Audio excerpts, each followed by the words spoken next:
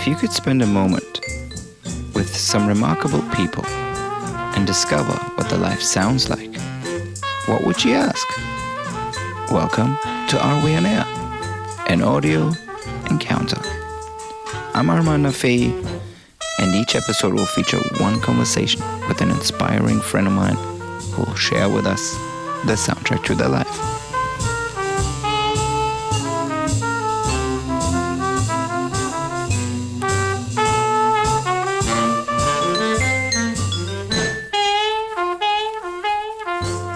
Welcome back to another episode of Are We On Air?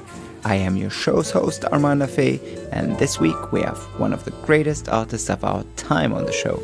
Her name is Marina Abramović. Marina and I had a fun little chat a couple of weeks ago talking about her life soundtrack, the importance of silence and solitude to creativity, and of course our shared passion for Maria Callas and Marina's wonderful opera called The Seven Deaths of Maria Callas, starring a magnificent Willem Dafoe and some fabulous costumes designed by Riccardo Tisci.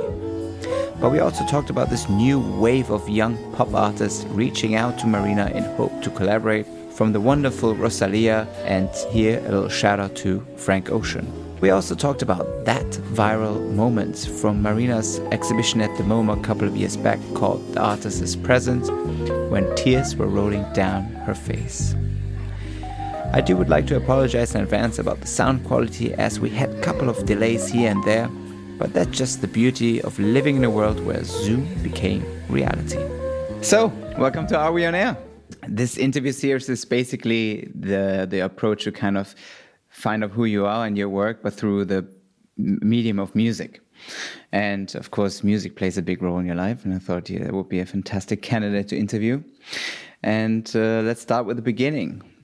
What's your earliest significant musical memory that shaped you as an artist? It was Mozart and Beethoven and Vivaldi and Mendelssohn and Shostakovich, this kind of music. And I would go to the concerts, I would listen. And to me, I was very drawn to Mozart. I liked Mozart the best at that time. And especially one concerto, 21st, piano concerto. It was something that I would play over and over again. Then I go into Chopin. So the Chopin was like so melancholic and so like full of sadness. So that I would play every time when it's snowing. And I remember leaving ex-Yugoslavia. I was 29. And then I never, any of this, punk generation, I didn't know anything about it. It was all new to me to learn. Wow. And I'm still not good in it.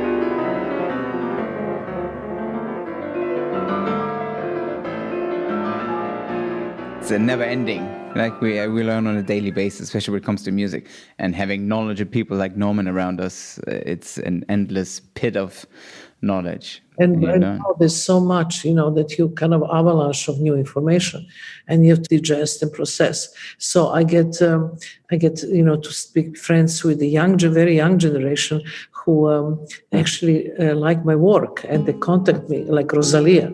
I mean, she's the young singer now, put lots of flamenco elements in her rock and roll. So that was really, really wonderful. So they come and say, "We love your work," and then I start knowing what they're doing. So they bring me the spirit of time back to me. Well, that's the beauty of connecting with the new generation. I mean, that's how you both feed off each other. and Rosalia. Do you have a track by Rosalia that you like? No, I don't know anything by name. Just was listening her last music collaboration with this other girl with the yellow hair. What is his name? Oh yeah, Billie Eilish. yeah. And I really like that combination because very soft and different, than general. This is the new thing I was looking. Yeah, Billie Eilish.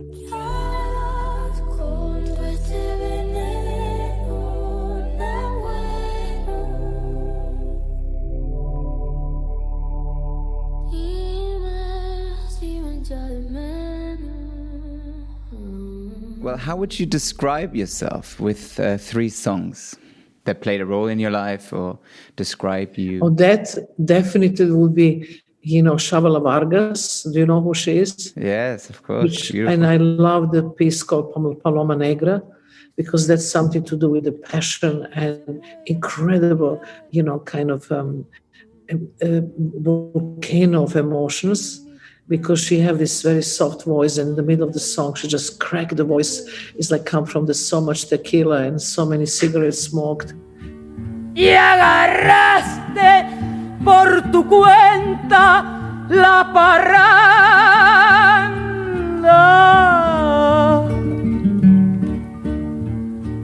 Paloma negra,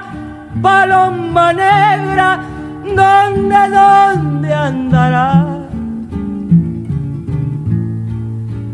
Ya no juegues con mi honra parrandera. So that would be one. Jour Tristesse, it's a movie too. And there is this movie, and there's this incredible slow song where she talked about, the love and lost and melancholy. And that's another one that I love. I live with melancholy, my friend is vague distress. I wake up every morning and say bonjour tristesse. And then Anoni, Anthony Johnson's, but now she's called Anoni. Yes. Any song like from Anoni that really put me in the tears. There is one that she sings, which I love so much. It's called Snow Angel. And that's also the entire album, Hopelessness. It's something I listen a lot. So that could be the 3 different, moods I could tell. Crisis. If I killed your father, with a drone bomb, how would you feel?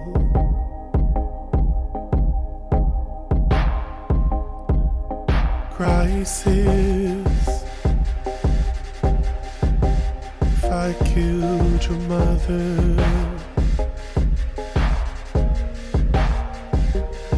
with a drone bomb.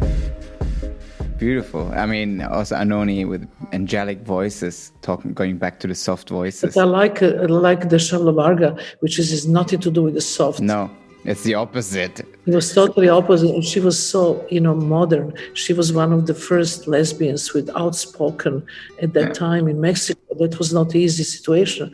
And she really take this main role and kind of take, she really, what we can say in our language, she had the balls. Yeah.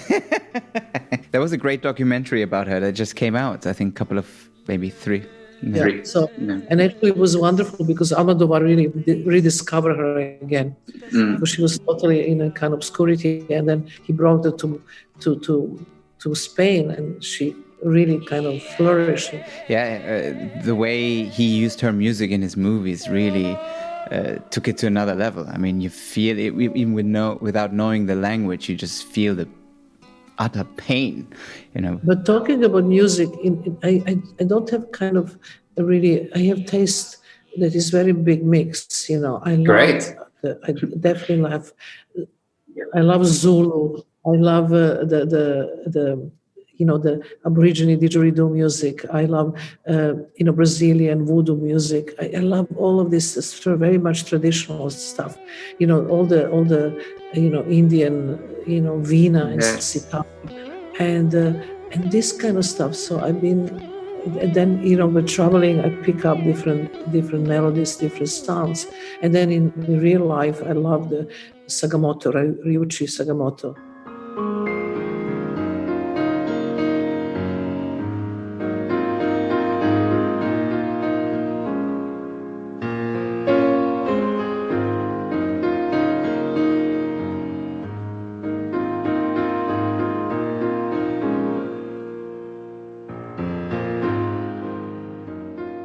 Mixing with classic, so things like that. I am not crazy about beat, that very kind of heavy, like heavy metal or dead metal, or this kind of stuff. My people working with me in the institute, they always try to put me some dead metal just to say, okay. But then I understand about energy. But then if I have that kind of energy, then I like to listen to James Brown. Hey, tell me what you gonna do about that. Tell me what you gonna do. I got to know about that. Do you love the real? Do you know how I feel? Tell me what you gonna do. Yeah, about that. I got ants in my pants and I need to dance. Come on. All right. Well, let's talk about Maria Callas, a favorite heroine of ours. Obviously, The Seven Deaths of Maria Callas, your opera. I think the fascination of Maria Callas is that it's like a real-life tragedy within our lifetime. I think that's, besides her beautiful voice, I think that's why she is such an interesting character that unfold in front of our eyes. So I was just wondering where this love and passion came from, and what was your favorite moment of your opera? Well, I was telling this before. When I was 14 years old, I was in the kitchen of my grandmother, and my grandmother was making breakfast, and we always listened to the radio. It was a big old Bakelite radio, like old style in the kitchen. And I remember coming voice out of this radio, and I remember standing up in the middle of the kitchen, listening, completely like mesmerized, and start crying. And I have no idea who was this voice, what she's singing. I didn't understand the language. It was just a vibration. And then later on, I realized it was Maria Callas, and then raised my interest. And since I was 14, I never saw her live, but I follow her scandals and, listening her voice in different operas. And I have this fascination for a long, long time. And then I find out that she's Sagittarius like me. She's a really difficult, controlling mother like I did. She, died from broken heart. I almost died from broken heart. So there was all these similarities that I really wanted to do for a long, long time. Seven Deaths of Callas, when she died in the opera scenes. And actually in theater, there is a dead. The last dead is Callas herself, which we don't talk about. We only, as a surprise, as a bonus, you see it at the end. Uh-huh. And in her mind, she's always killed by same man, which is the Onassis. So I asked Willem Dafoe to kill me over and over again in all these different scenes. And we we create some kind of new form of theater. Because, every opera is 4 hours, 5 hours, depends of the score. But in my case, it's all 1 hour and 31 minutes because dying is shorter. So we don't need to care about it. And somehow I create some kind of Gesamtkunstwerk because there is a video, there is a live performance, there is a live singing, there is the orchestra who also is a part of the scene because you can't be in the pit anymore because of Corona. They are almost on the same level like a theater podium. So it's all these things change, and I wanted to kind of breathe new air, fresh air into opera, who is a dinosaur of art. It's been so old and so kind of have the very specific age audience, and I really wanted to to find a way how I can connect with the young audience, how I connect with the young and give young spirit to this opera. So I make this piece in Munich. We perform for 500 people and every night for 5 nights in a theater capacity of 2,300. So it was very, very Corona distancing situation. And we have contracts for 5 new opera houses, Garnier in Paris, in Athens Opera, and in Berlin, and and in all this, and we have to wait, Naples in Italy, so we have to wait that this whole thing become possible. But that was my big dream. Actually, I started. The idea was to make 5 movies, and if I invite 5 different film directors and give them an idea to each of them pick up one that to direct and show as a movie. But, my choice of director was impossible because it was so difficult to get them and to find the money to all shoot in the same time in, let's say, 10 days, which, you can ask Inaritu, Polanski, things like people like that to do that. So it was very complicated. And then I said, okay, let's go back to opera. And the director of Munich Opera, the Nicholas Batchelor, he invited me, and one day he said, I would like you to do a project for me. And are you interested to conduct, to actually direct it, Barba Blue, the opera? Uh-huh. And I said, you know what? I don't give a shit about Barba Blue. I don't care, but I have a project for you. And he really, really gets a very big supporter of that idea. And he said, this is incredible. This is basically 7 operas in one night. It is like a retrospective of opera. You're waiting for this kind of arias, dead arias on the end, 4 hours, and you can have them all in 31 minutes. Was there a recording of the Munich performances? Yeah, it's all live stream. I mean, we can send you the link. We have the link. Please. But, yes. Of course, it's so different because live stream is not the same, no. as a real. So you have to wait for the real. And the first we're supposed to perform in February in Berlin Opera. Is that still happening? No. Yes, but postponed. Yeah. So now everything is closed till end of March. So there's no space. Do you have a favorite aria by Maria Callas? Of course, Casta Diva Norma, my favorite, like many other people.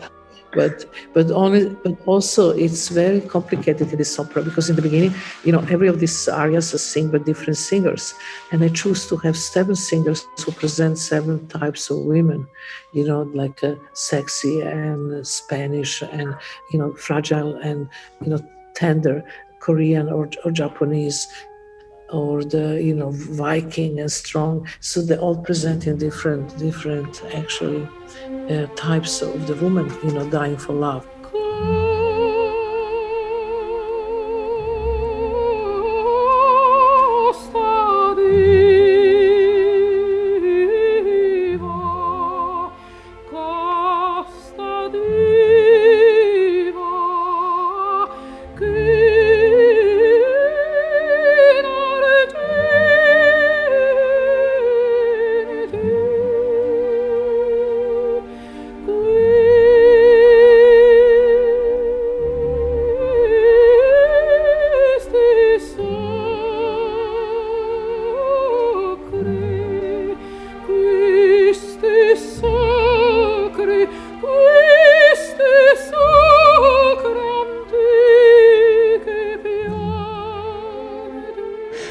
What I really like about going back to trying to modernize opera, and I like your approach about it. You create all these different touch points.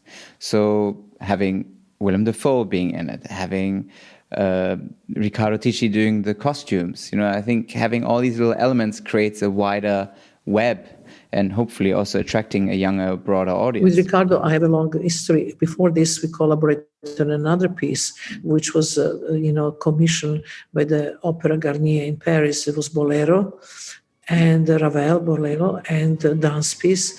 And I collaborate on that with Damien Jallet and the L'Arbice Craoui, Damien Jallet. And then all the costumes was made by Riccardo. So it was our first collaboration with the costumes. And this is the second one. And to me, the Ricardo give this all, modern touch to the costumes and kind of edgy thing, and take away from this baroqueness of the opera setting. I personally think that it kind of keeps away a younger audience because it's hard for them to relate if they're not. But in the scene of Norma, when she's going with her lover to burn, into fire to burn herself, and he comes with her, with Ricardo made me to wear the trousers and black trousers, white shirt, male shoes, black and white, and the Willem Dafoe is wearing golden dress, with high heels. So he just changed the gender. It was fantastic. Great. So different. Well, obviously, this being an opera, but in general, when you approach a new body of work, does music play a role in part of the creative process? Of course, right now I'm working with another project with René Fleming. And I work, I made something called Abramović method for classic music. And this was collaboration with the Igor Levit, the pianist who played Goldberg variation. And I create an entire set in a different way, a new way we can listen to classic music. So now I'm working with Renee for the same concept. She wants to make a recital on Messias. And I am creating the situation how it can be performed in the best possible way.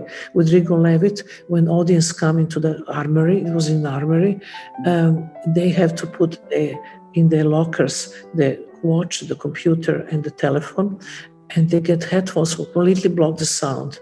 And they're sitting in a kind of semicircle. You can Google and then you see the images in the computer, in a semicircle on the deck chair, like a lounge chair, and the 650 sitting there in total silence for 30 minutes, which is unbelievable for New York. We never have time for anything, but that total silence. And all what they see on the big rail, very slowly, piano with Igor sitting on it, with motionless, coming slowly into the audience. And when you arrive, there is a gong that give you the sign to take headphones off, and then the music start. An entire podium with piano is turning gold variation, very long version, 84 minutes, is turning only once. So this was, I call Abramović method for classic music. So now I'm working with opera singer, piano, and we are hoping to perform this 21st of April in Shed here in New York, only for 300 people.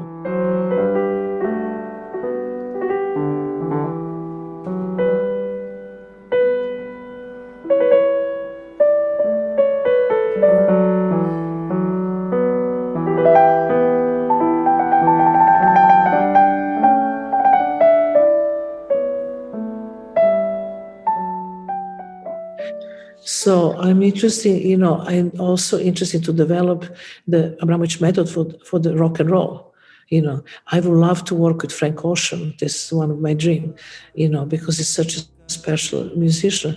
So that it creates something that actually, conceptually, you can bring to different types of music, and still modern and still connecting, and give the audience another experience. Two drifters off to see the world. There's such a crazy world to see. We're all chasing after all the same, chasing after all.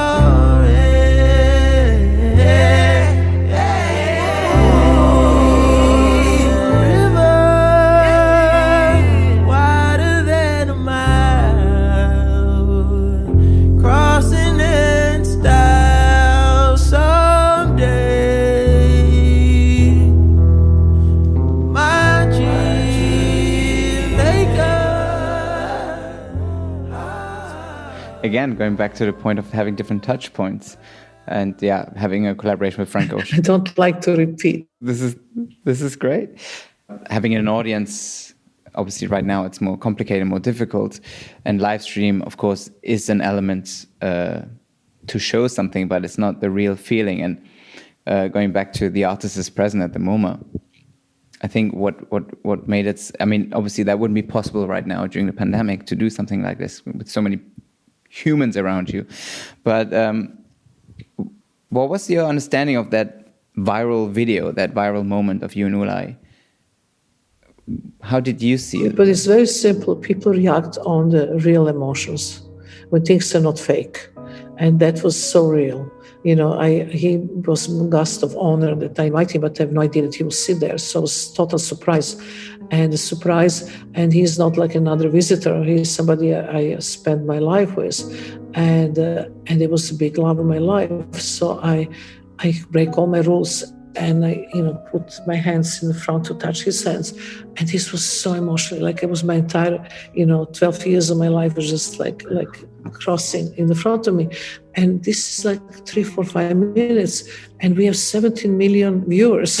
17 million right now. Unbelievable. And people love real things. I have to share the moments. I was very surprised. I have no idea. But it was this, it's not with us anymore. He died last year. And he died. He was very sick for 10 years. So it was not surprised. But that's so special place in my heart, this moment. Yes, it was a very beautiful and touching moment. And I think, as I agree with you, it felt authentic, it was real, and people can identify with it. If you would have to score that moment, if you put a soundtrack or a song to it, what would you choose? Some made a song about this whole thing, and it was really kitschy. I hate it. What I will put there? That, I don't know, maybe soundtrack of from the film Mood for Love. Something very sleazy. I don't know, I never thought about that. Wow, Mood for Love. Or Ryuichi Sakamoto, something like that.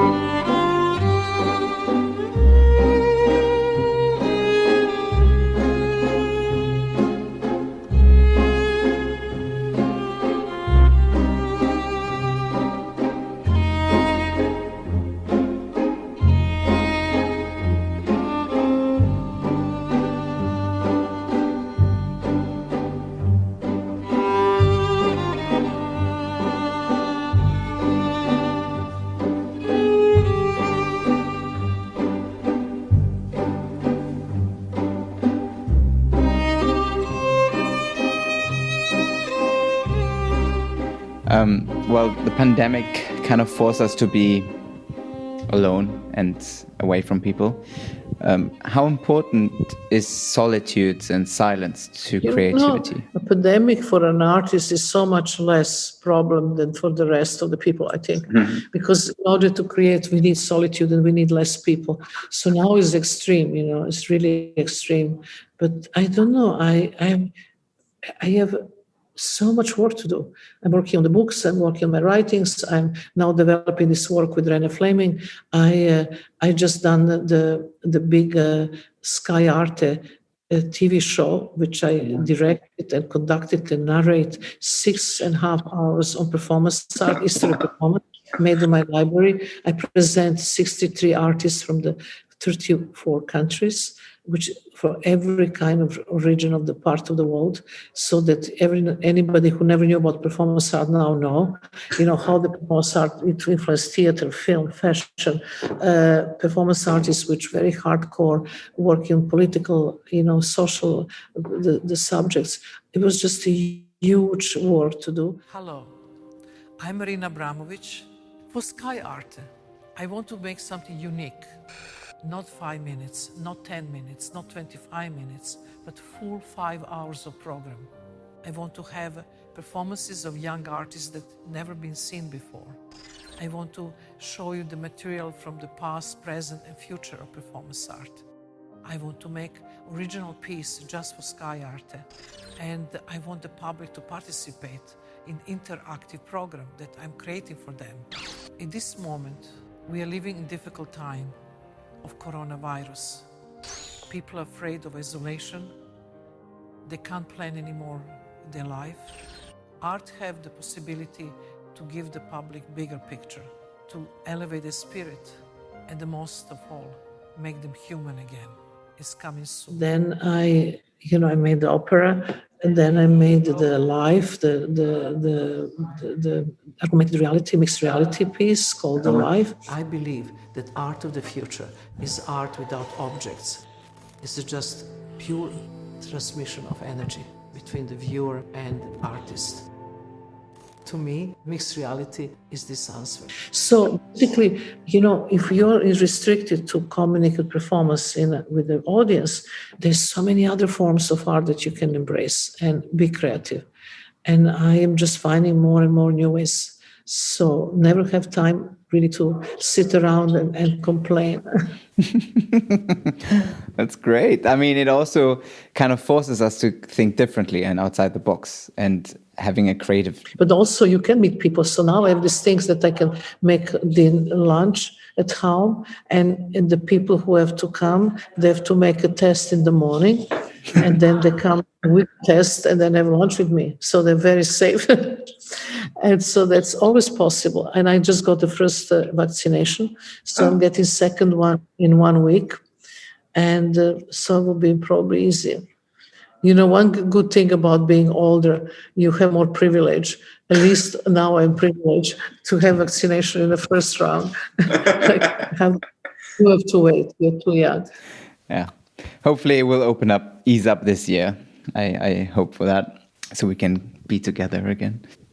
From all your various performances over the years, was there one moment that really stuck with you? I don't have, I hate looking back. I always look in future. Who cares? The things happen, and every performance had an important moment and then incredible, a feeling of accomplishment when I finish it, because they're always difficult. I never do anything easy. So I need lots of preparation. It's very difficult, and it's done. But I don't have this because I don't like to look into the past. I like to see now and future. That's it. That's my kind of logic, because I think that look in the past, people, especially at my age, they always say how past was great, how things are now, nothing is wrong, nothing is right.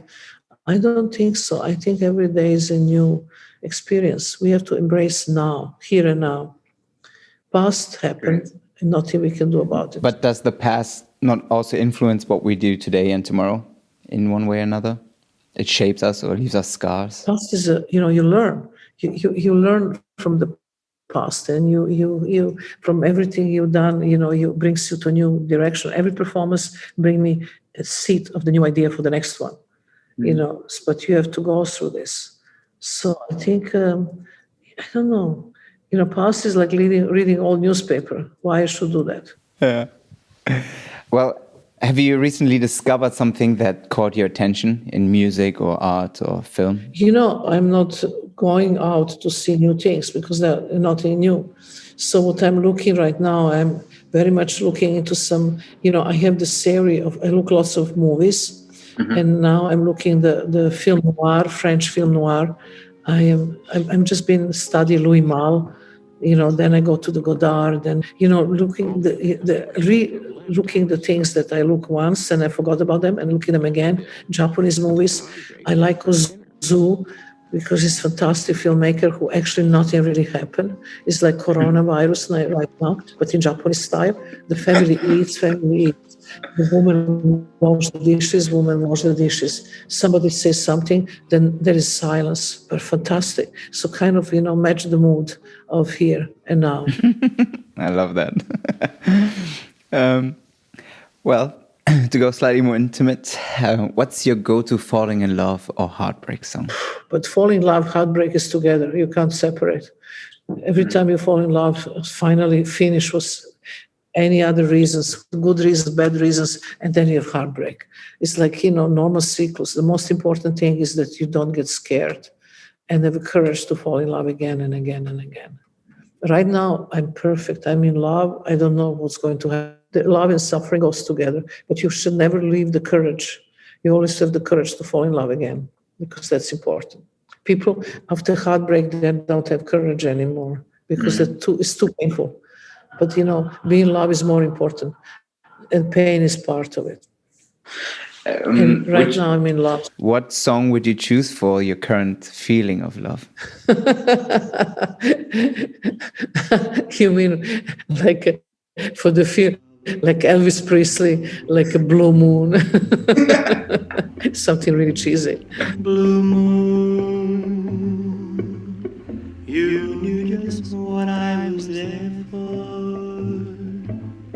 You heard me saying a prayer for someone I really could care for.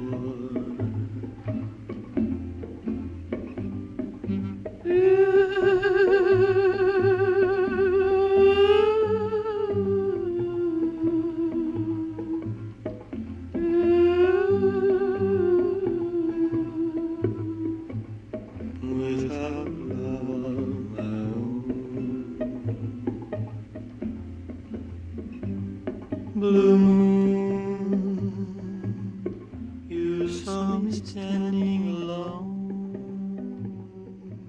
Last question. If your life would be a movie, what song would play in the end credits? The Anoni made us, with Bob Wilson, we made an opera called Life and Death of Marina Abramović.